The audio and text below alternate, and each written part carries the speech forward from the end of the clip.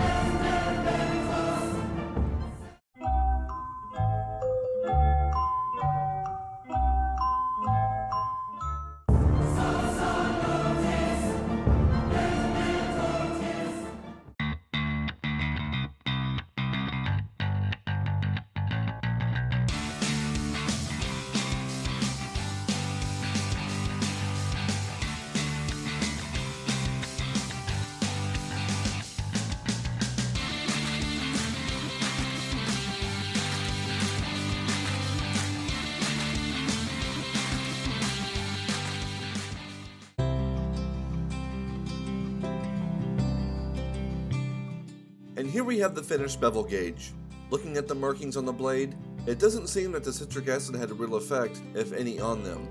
Now that may be different for a tool with an etching, I'm not 100% sure. What I can say is that I'm very happy with the character that still remains, and the handle came out better than I could have hoped for. With that being said, I hope you enjoyed this week's video. If you haven't already, I'd like to invite you to subscribe to my channel.